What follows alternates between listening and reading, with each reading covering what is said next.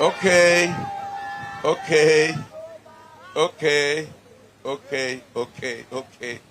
Go nithi buwa la kusengisizile. Kitla ka Sotho he. Li rile rari akibuwe. Ya bua ya no.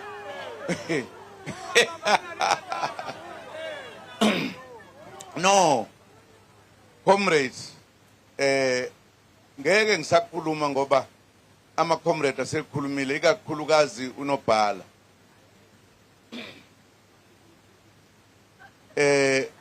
Mina ke uma ngilalela noma ngibuka kunezinto ezenzekayo kulelizwe lakithi ebesilibiza ngokuthi likhululekile, ebesilibiza ngokuthi la abantu bakhona benza yonke into enhle njengoba bekhululekile.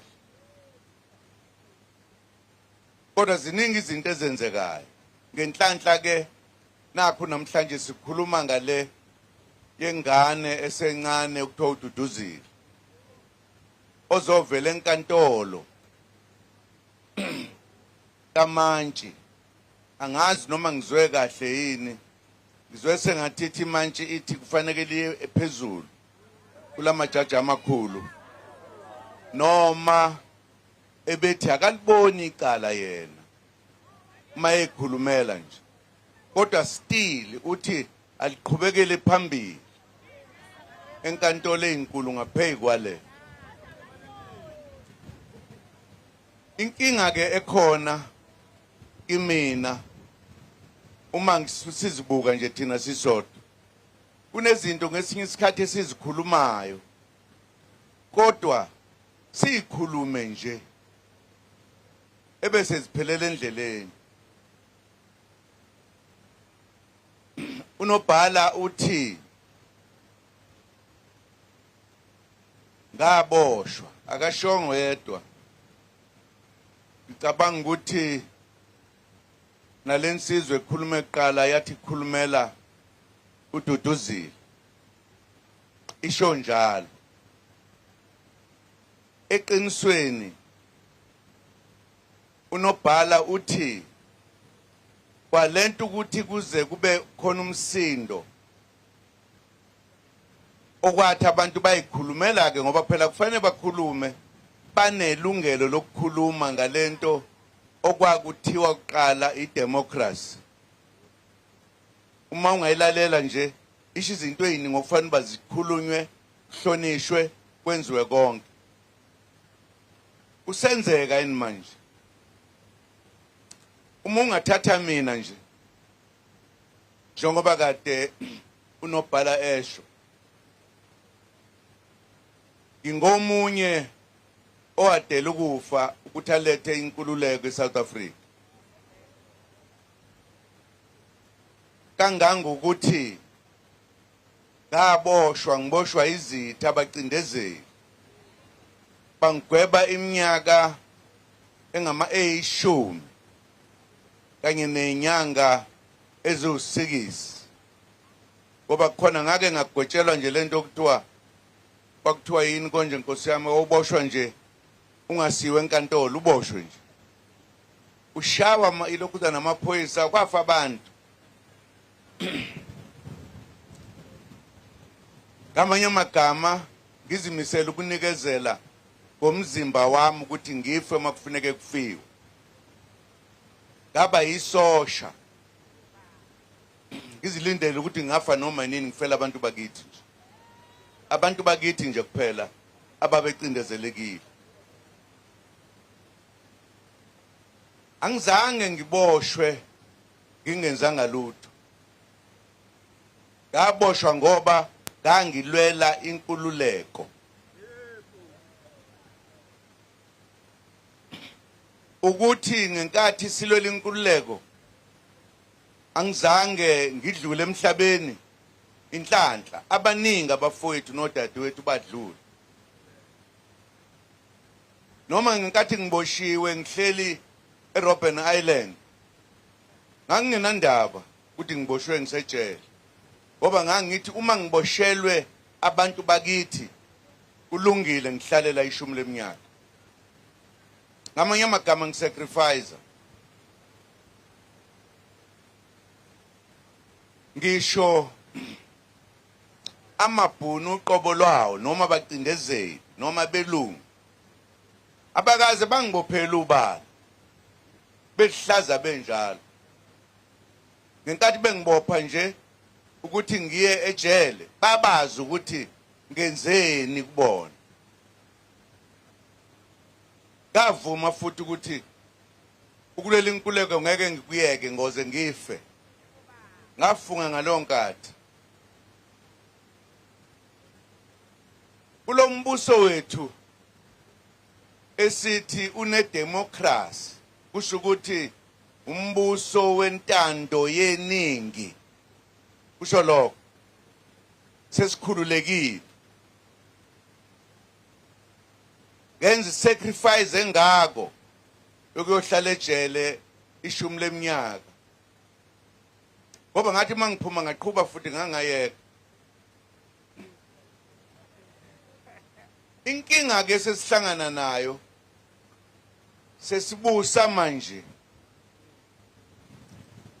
ungasebona belungu abasibophayo sizwana kahle lento umphumela esikuwona namhlanje ngoba sisembedweni namhlanje suswe nje emakhaya kwathiwa asize enkantolo ngoba siyethuswa nje kuphela singakafiki la.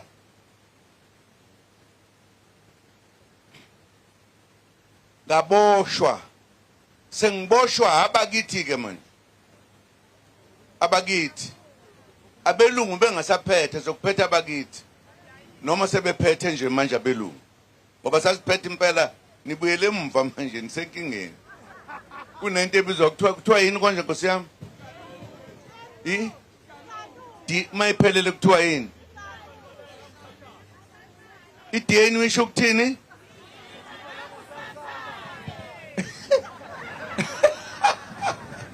okay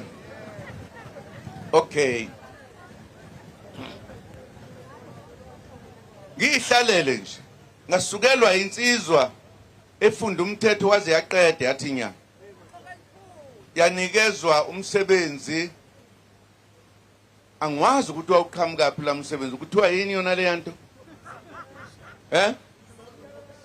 nango ke ngitshela uthi izondo commission phela uzondo waba khona wasebenza ngiyamazi lo mfo kodwa asoze siye kumbiza ngoba weyisimanga usenza isimanga manje ngalesi asimanga angazi nizwile le ngoba khona bebexolisa khona into kwenzeka iphutha thina saboshwa usibona nje sibangubala ke naye sibangubala nje uma efika lapha ufuna wangibiza kuqala njengevisitor yakhe azongibuza nje eyivisit ngaya futhi ngafike ngakhuluma konke ayikufuna ngemva kwalokho wangibiza ke manje sengibizela ukuzongibuza uma ngibuza ke ngithi kuyena hayi ndoda ngicela ukuthi ungabi usihlalo wale commissioner yakho ngoba mina nawe siyazana umthetho ke lo ushiwo uma kuphilwa ezweni uma izwe line democracy izwe lithanda abantu bakubo ngithi no ungalokothi baba uhlale lapha ngoba mina sizihlobo mina nawe sizihlobo kanjani naye ngaleso sikhathi nganginonkosikazi osubali wakhe ngoba yena waqonya udadewabo kalo umuntu futhi owayekukhongolose esasisebenza naye ngokomthetho lo mthetho wamazwe aphila ngempela kuthiwa uma unikezwa isikhundla noma unecala lo muntu enazana naye anikwazi ukuthi nihlale ndawonye nikhulume leyo nto fanele asuswe uze usihlalo. Ngithi ke kulokuzana kummeli wami tshena leli judge ukuthi ngeke likwazi ukukhuluma nami ngoba singabangani sizihlobo umthetho lo. Bathi no akangazi akakazabe isihlobo sami wakwaliza ijudge qamba manga ngalizwa ngoC mina ngalibona ngoC not uC lo ngani ngalibona ngoC. Hawu nanku umthola akasangazi lo muntu wangiphika impela. Lo muntu wafungiswa ukuthi uyijaji uyokhuluma iqiniso kuphela. Manje uxakekile ke ngoba ngenkathi kwenziwa nithini lento i-commission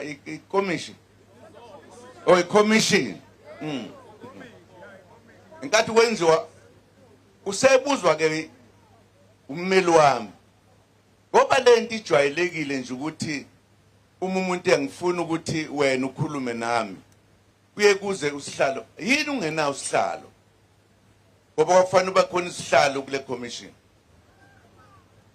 Useshone phela umuntu ongiphika isiqhoko sami ngithathile kuze manje siphi isiqhoko sami awu angazi ube happy ngoba phela nginempandla manje ngimdala ngimncane. Uthi ke ummeli wami yini ungazange ube nomuntu osihlalo na yini bosihlalo wedwa ngoba wawuzohlangabezana nento nje. Umthetho uthi umuntu enaleso sicelo wena thatha lo oyiphini lakho azohlala la ubeseceleni ukuze umcimbi uhambe kahle. Uyamazi ukuthi waphendula wathini ephendule ummeli wathi no angifunanga ukuthi ngibe nosihlalo ngoba usihlalo uzongihlupha uma sekufike egcineni sengithatha inqumo. Usho ufuna ukuthatha inqumo zobugebengu ngamanye amazwi ijaji ke lelo ijaji njalo niyayibona indaba ebese ke kuyadlula lapho. Ngithi ke mina no ngeke ngize lapho ngeke ngihlale na ngoba uyisihlobo sami athi angisona isihlalo waze wabhala emaphepheni angifuni ukudlula ukuthi isihlobo kanjani ngoba angikhulumi kabi ngichaza nje into eyangehlela kumuntu ngimazi hayi ukuthi ngimazi nje umngani wami noma ungambuza nangeliphila ngiyokutshela besazwani phela nokuthi aze ayebe ujaji le imini ngamazi uba lensizwa le ngiyayazi samethemba ke uthi ungamethemba umuntu kusho isizulu uma sekudlula lokho ke manje angisayi ngithe kuyena ngizi mina lapha phela ngimina ngumlolo wenkululeko ngeke nje ungiphose ngapha nangapha akekho umuntu ozenza njalo ngathi angizi kuwena ukuthi awumkhethanga umuntu okwakho lo wenze njani esikhundleni sokuba adlulise lolu daba la kufanele ukuthi adlulise khona wathumela emajajini la ukugcina usabuya manje awuzubaleka mase ngishiswa ilanga uzolibamba ke manje mase ubaleka ngumemeza. Ngifuna ukunitshela ukuthi kwaleyo nto ukuthi ummeli noma umuntu onikezwe umsebenzi ukuthi awenze angawenza wephule imithetho eyijaji sithule thina sonke la ezweni sibukele nje ibonisa ukuthi kunenkinga nakuthina asikwazi ukuvikela nokuthi sithi inkululeko yothi sifuna iphumelele yonke siyiphethe siyehluleka badlale ngathi abantu khona umnyumfo lapha obe yiminister unfortunately usedlulile emhlabeni kuthiwani mawuthi uphele kahle nalapho kuthiwani mfundiswa thini ngoba isifundiswa mawuthi emntwini hambe kahle thela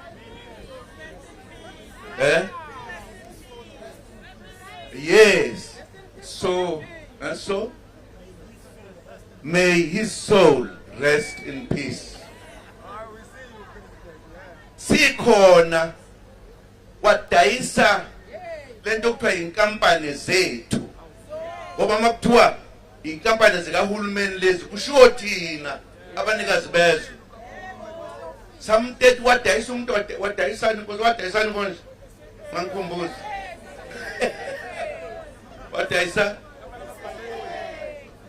ngizwile ngifuna ngiza njalo ephuzweni elikhulu leli la namhlanje sila ngento engekho kodwa ngeke sisho lutho sothula nje hayi ke asiqhubeke futhi siyoyidefenda nini inkululeko yethu thina ke manje banikazi bayo abathandayo benze lo judge engikhuluma ngaye ngimyeke ngibani wavelelwa phela la kumina ngoba ephethe amajaji lawa kazwe lonke wababhalela incwadi ephula umthetho ngicela ukuthi nibeke ama charges ngamagama nibeke icelo kuZuma cala ukuthi uyala kuzokhuluma nawe ningamgwebi kancane nimgwebe iminyaka eyishumi neminyaka emihlanu wakwezwa lokhu ijaji litshena amanye amajaji ukuthi gwebani kanje lingabadedeli bakhuluma indaba yabo.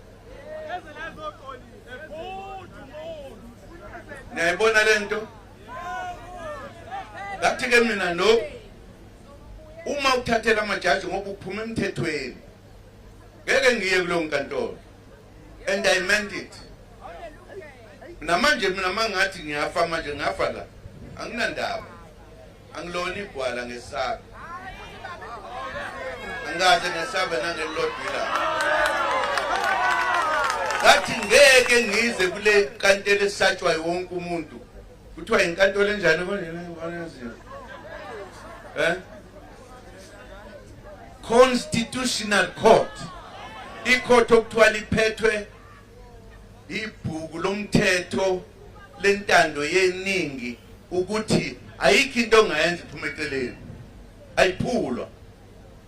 Umthetho uthi uma ijaji lenza umsebenzi ngenzansi aliwudluliseli phezulu lapha ya liwudlulisa kwamanye lukhule kancane kancane yena wavela uqondisa khona kubantu bakhe bayamesaba ngokusebenza nawo ngokunenkani njengoba abanenkani kinje ukonakala kwezinto kulelizwe.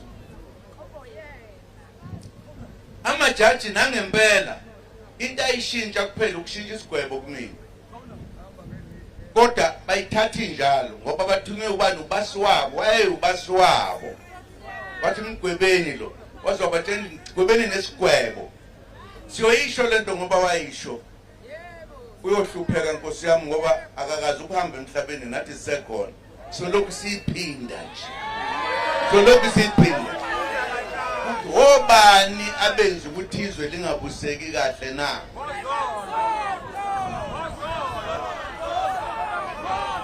amajaji okugcina okuthiwa iwona aphethe umthetho sisekelo uwona uphethe yonke imithetho eSouth Africa mayithola lento esikhundleni sokubatha uyapeta baba thumela lento lapho kufanele khona noma beka umuntu ozokhuluma noZuma bathi awusiyamshada nathi seshilo basiwethu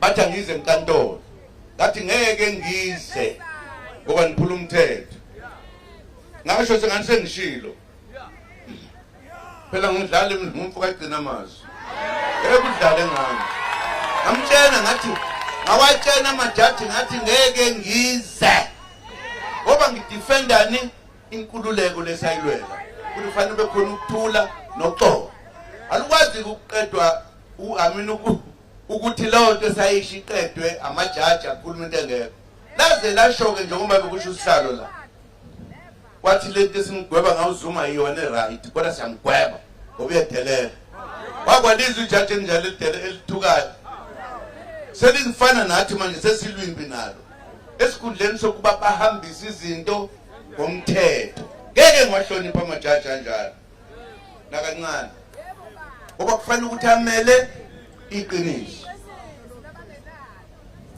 Athukuthela amajaji agana unwa, bathi siyamgweba, bangigweba ngempela. Khulu angivelanga enkantolo ngizothetha icala, into ewumthetho ufanele yenziwe.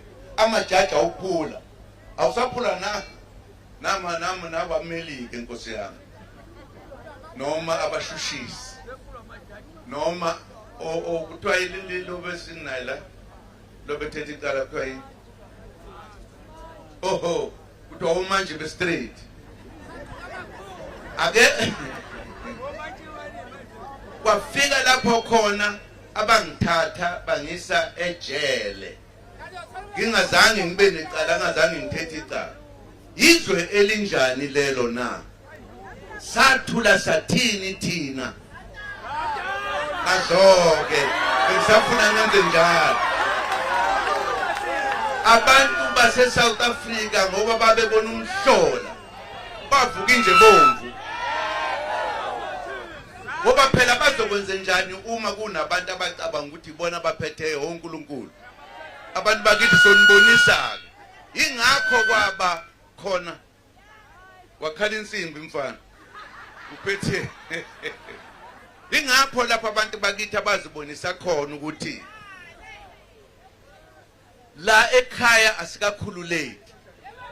Basukuma bama ngeenyawo bebonisa intukuthelo yabo esikhundleni sokuba laba abaphula umthetho ngoba bephethe umthetho bakhuzwe, bazothiwa no. Abazi ukuthi bazotholani empi, abazange bayithola. Kwakufa nje abantu bethi sithukuthele. Abakufihlanga lokho angithi? Base benze njani bo? Uyazi ukuthi benze njani? Kwafa abantu, babulala abantu, waphela babadubula manje abantu bomthetho. Nqwaba yabantu.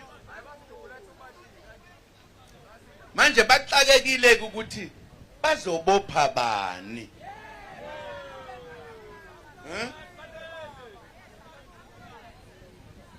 Babona ukuthi ngoba abantu bayakhuluma, yini le nikhuluma kuyona le eniphathayo? Oh, kuthiwa uTwitter. Manje amaphoyisa ukhishwe ulokhuzana umongameli wakhipha amasosha ukuthi awazobulala abantu abaphetheyo, akakhuzi. Aphuma waphuma, hey kunzima.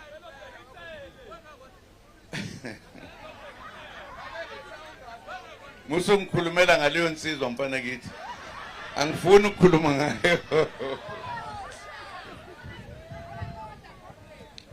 Base beyobheka uTwister ukuthi ubani bekhuluma, bathola ingane laphana ethi we see you, or I see you. Ake ningitshela, uma ubhala ku Twitter uthi I see you, icala lelo. Niyayibona lento engishoyo?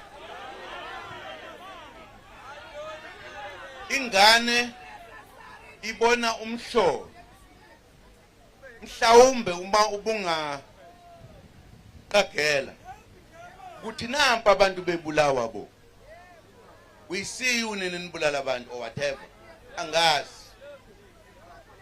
Namhlanje silapha nje for lokho osekuqede iminyaka engaki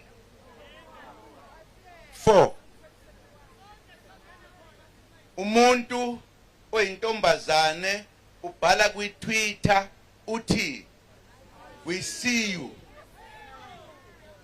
uchajiwe namhlanje.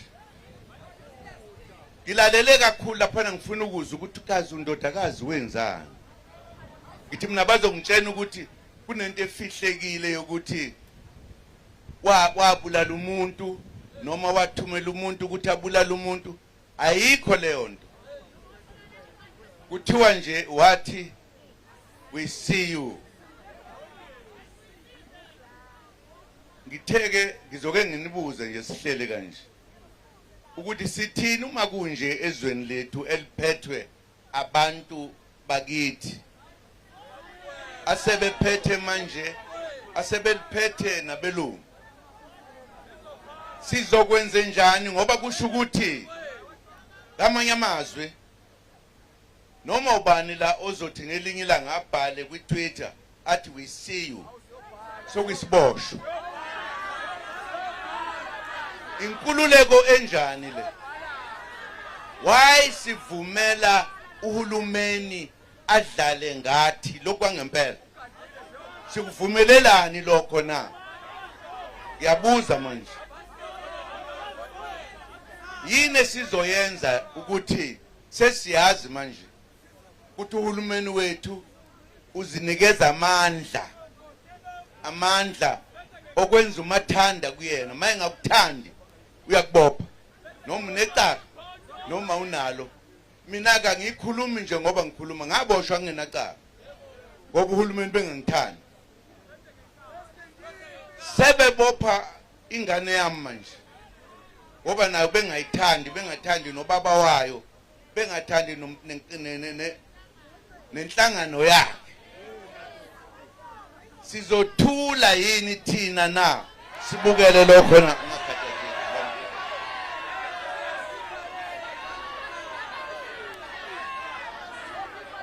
Ngale kwenzeka izinto ezesabekayo, abantu batholakala begcwele imali komantalanzi, into ebophisayo ababoshwa.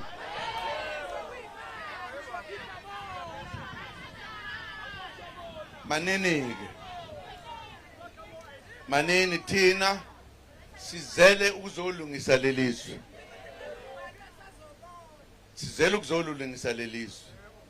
Ngiyafisa uyabona lezi zinto engizishoyo azimnandi. Ngahlala ejele mina ngeke nginitshene okunye kuyimfihlo. Kwakufanele ukuthi ngingabuye ejele. Kwakufanele ngingabuye, hayi ukuthi ngiyaqagela. Ngiyazi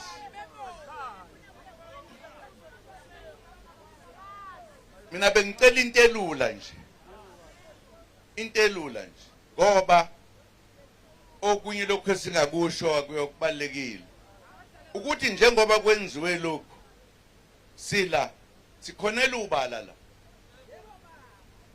Ngaboshela ubala mina ngale kwamanga amaningi aqanjwa ngami kuthiwa ngitshontshe izinto, ngakhe umusi, ngitshontshe imali. Akekho akwaphuma nanesipenedu.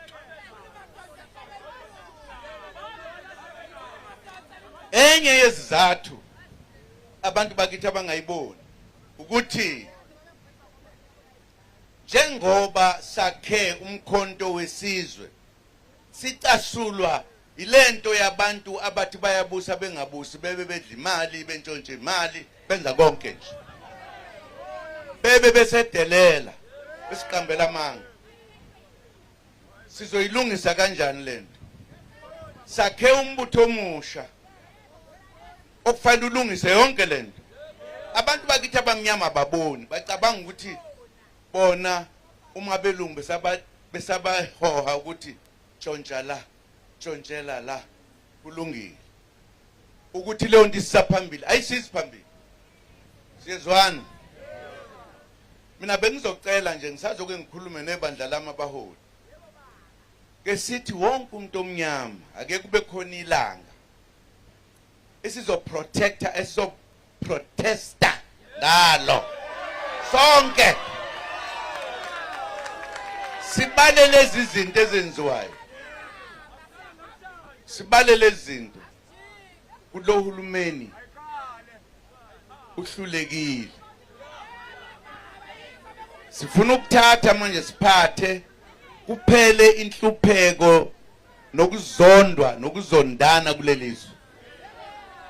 ngoba uma singakwenzi lokho balokhu be nawe ngelinye ilanga ungenze lutho bazofika bathi ngena la uthe I see you ngena la ijele uma uthe nje I see you ngisazoke ngilifune leli gama ukuthi yini le wrong kulona uma uthi I see you ngoba sishene wabelungu lento nazi ifundiso ezisishenile ukuthi I see you black man akashongo nokuthi I see you black man uthe nje I see you nangu umntwana uvele enkantolo manje uma kuphinde kwenzeka komunye nakomunye siyothi sithuleleni safuna nicabange lento ngelinye ilanga ke sihambe sithi lo hulumeni uyasibopha singenzanga lutho asisamfuni uma kuboshwa abaholi bakhona ababoshwa asisabafuni siyezwana ilokho nje bengifuna ukusho ukuthi asingavumeli ukudlala abanye abantu nathi izwe lethu leli sihlala kulo siyezwana soyeka zonke izinto size inkantolo kuzothiwa wathi I see you siyakubopha amaphoyisa kanjani wona la asukela umuntu nje uyabona lapho manake uzofola uRamaphosa manisho uyabona akufanele sibe zithithibala nje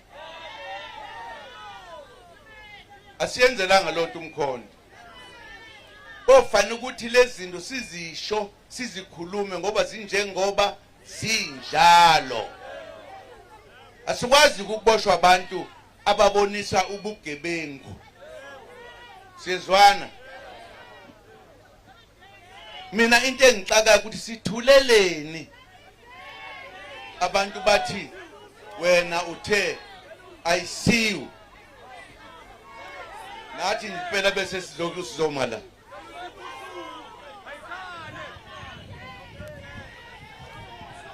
intatheli zithuleleni zingasho ukuthi hayibo ayinjena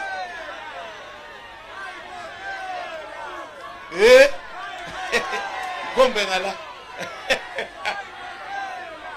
nithuleleni ake ningitsheneke inkokheli ngoba nizingqweqwe icala lele beze kulo la namhlanje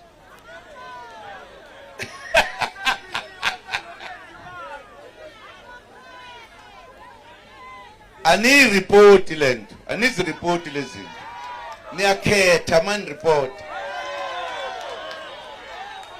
wenzeni undodakazi kaJacob kedehlekisa mhlanganyelwa Zuma wenzeni kocelani mina aniboni leyo nto nayintatheli aniboni pendulani nganithola nishibhile namhlanje anithola nishibhile ningabizi imali likhona yini icala lika Duduzile na wenzeni nizweni nina lapha enkantolo nizobhalana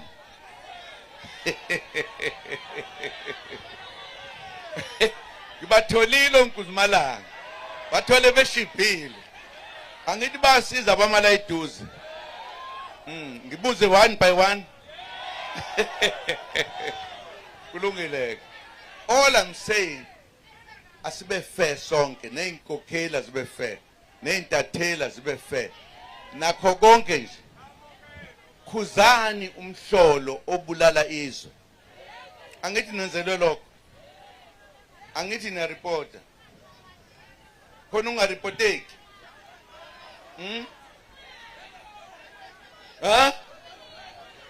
awu bathula bathinta into zabo kakhulu babona babhizi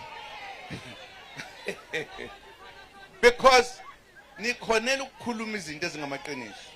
Khulumana amaqiniso bakwethu. Uyabona nje lento engithi ngelilanga usafuna ukuthi simashe. Ngaba simashi kuba neyakhuluma. Ngoba ngabe sithi hayi bayazi, basitshela. Sekufanele sisukumele phansi, izozosilalela ke ukuthi sithini manje mase senze njalo. Siyavumelana? Bekuyilokho nje okwamba kwethu. Bengibonga nje nami ukuthi siyabonga ukuthi nibe khona. Sakhona sonke. Thank you very much. Akukho ke ngizokusho sekuphelele.